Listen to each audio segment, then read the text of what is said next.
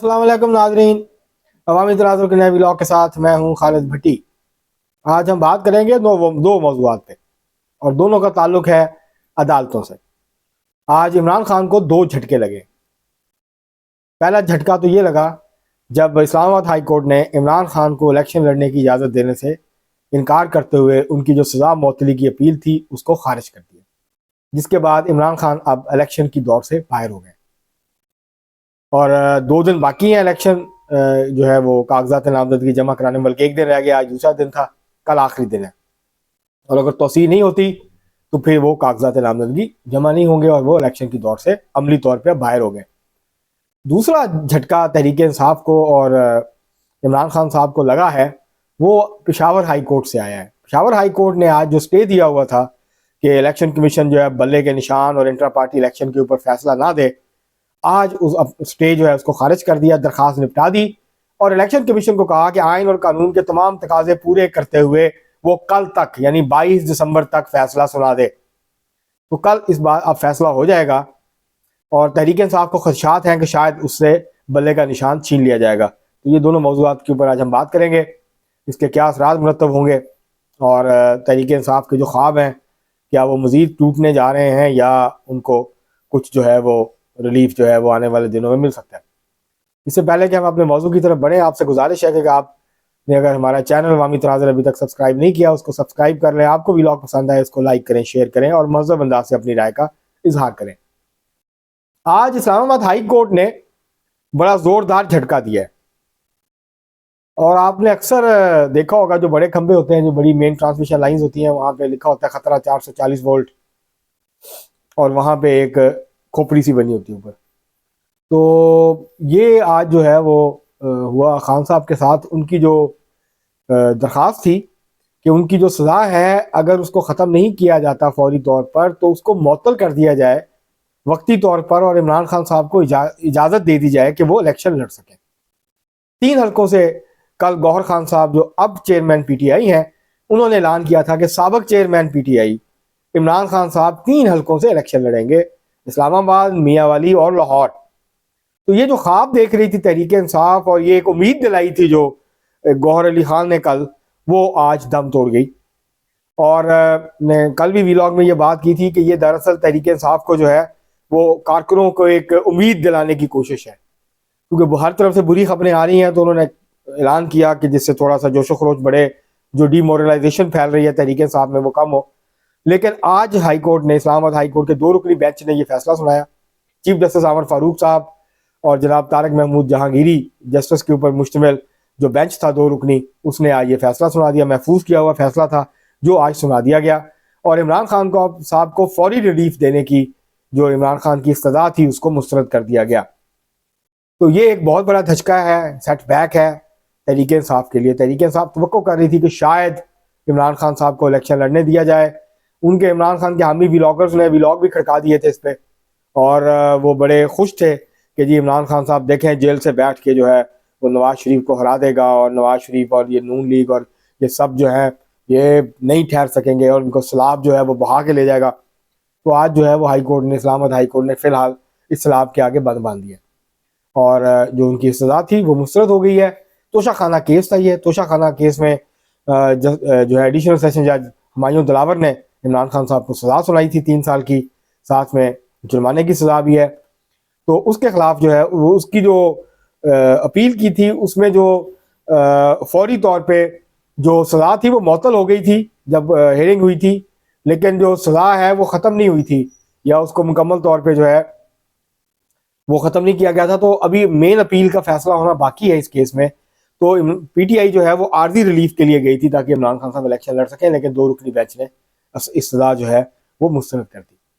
दूसरा फैसला जो एक बड़ा धचका है तहरीक इंसाफ के लिए, धचका इसलिए कि तहरीक इंसाफ गई थी भागी भागी पेशावर हाई कोर्ट और वहाँ पे स्टे मिल गया था तहरीक इंसाफ को। इलेक्शन कमीशन को मना कर दिया गया था कि वो फैसला ना सुनाए, फैसला महफूज हुआ है। उसके बाद 2-3 तारीखें पड़ी। आज जो है पेशावर हाई कोर्ट ने इस्तदा जो है वो उसको निपटा दिया है। इमरान खान की जो पिटीशन थी पीटीआई की उसको निपटा दिया दरख्वास्त को और कहा कि इलेक्शन कमीशन आइन और कानून के तकाजे पूरे करते हुए इस केस का फैसला करे और कल तक करे, 22 दिसंबर तक इस केस का फैसला कर दे। तो कल जो है फैसला मुतवक्को है इलेक्शन कमीशन से। और अगर बल्ले का निशान नहीं मिलता, election commission intra party elections को मुस्तरद कर देता है, एक्सेप्ट नहीं करता, तो फिर तहरीक इंसाफ बहैसियत पार्टी इलेक्शन से बाहर हो जाएगी। उसके बाद उस पार्टी कोई नई पार्टी के नाम से क्या रजिस्ट्रेशन हो सकती है, नहीं हो सकती,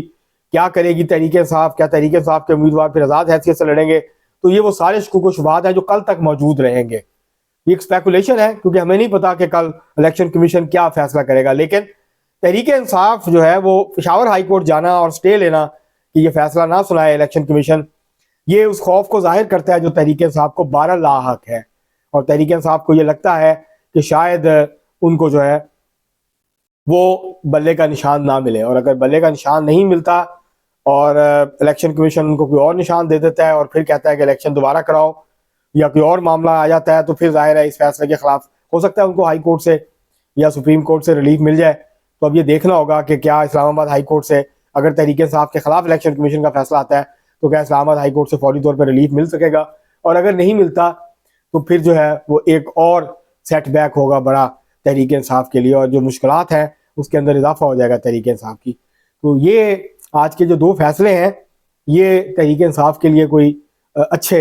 जो है वो फैसले नहीं आए हैं, और तहरीक इंसाफ को जो है इससे काफ़ी ज़्यादा, जो पहले ही बैकफुट पे है, जो पहले ही जो है वो सर्वाइवल की लड़ाई लड़ रही है, अगरचे वो बयानात बड़े जारहाना देते हैं और बड़े बुलंदबाग दावे करते हैं मकबूलियत के, लेकिन इस वक्त तहरीक इंसाफ सर्वाइवल की जंग लड़ रही है। तहरीक इंसाफ अभी तक केपी में अलबत्ता जो है वो उसकी पोजीशन बेहतर नज़र आती है पंजाब की निस्बत या सिंध और बलूचिस्तान की निस्बत, लेकिन पंजाब में तो इस वक्त जो देही हल्के हैं वहाँ की सूरत बहुत अच्छी नहीं है, और तहरीक इंसाफ जो है उसके उम्मीदवारों को बहुत सारी मुश्किलात हैं इलेक्शन कैंपेन चलाने के हवाले से भी। जो एक और ख़बर है उसका भी चलते चलते तस्करा कर देते हैं, वो है कि पहले जमीयत उलमा इस्लाम ने MKM ने अपील की थी इलेक्शन कमीशन से कि 2 दिन की जो ये कागजात नामजदगी जमा करवाने की जो तारीख है इसमें 2 दिन की तोसी दी जाए। आज मुस्लिम लीग नून के इलेक्शन सेल के जो सरबराह हैं जनाब इसहाक डार साहब, उन्होंने भी इलेक्शन कमीशन को खत लिख दिया है, बलूचिस्तान अवामी पार्टी ने भी खत लिख दिया है और सलाह की है कि जी आप इसमें 2 दिन का इजाफा कर दें। बलूचिस्तान में दूर दराज के इलाके हैं, बहुत मुश्किल है जाके रिटर्निंग ऑफिसर के पास कागजात जमा करवाना, तो मेहरबानी करें और इसमें जो है वो तोसी दे दें। अभी तक इलेक्शन कमीशन ने फैसला नहीं किया, कल आखिरी दिन है, अगर तोसी नहीं होती तो जो इलेक्शन कल जो है वो बहुत रश होगा, और कल जो है वो जिसने भी कागजात जमा कराने हैं, कल लास्ट डे होगा, तो कल सुबह से शाम तक जो है वो फिर अगर तोसी नहीं मिली तो फिर कागजात जो है वो उम्मीदवारों की लंबी लाइनें होंगी और वो कागजात जमा करवा रहे होंगे अपने अपने हलकों में। तो उसके बाद फिर जांच पड़ताल शुरू होगी, फाइनल फहरिस्त आएगी, उसके बाद जो है वो उम्मीदवारों की फहरिस्त आएगी, उसके बाद फिर जांच पड़ताल शुरू होगी, फिर जो है इतराज़ात सुने जाएंगे, और उसके बाद फिर जब ये सारा प्रोसेस हो जाएगा तो उसके बाद फिर जो है फहरिस्त आएगी। उसके बाद कहा जाएगा कि जो उम्मीदवार नाम विड्रॉ करना चाहते हैं कर लें, वो करेंगे, निशान अलाट होंगे, और फिर हतमी फहरिस्त जो है उम्मीदवारों की, वो उम्मीदवार जिनके नाम फिर बैलेट पेपर पे छपेंगे वो फिर जारी हो जाएगी 13 या 14 जनवरी को। तो ये सारा प्रोसेस है। अब देखना ये है कि और ज़्यादा कितने लोग जो हैं वो कागजात जो हैं वो जमा करवाते हैं इस इलेक्शन के लिए, क्योंकि इस दफ़ा जो है वो फीस भी इजाफा हुआ और पार्टियां भी, पॉलिटिकल पार्टीज भी ज़्यादा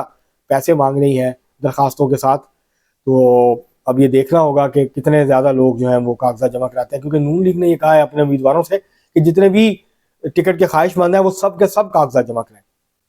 और हम टिकट का फैसला बाद में करेंगे। मुस्लिम लीग नून ये चाहती है कि टिकट का फैसला वो उस वक्त करे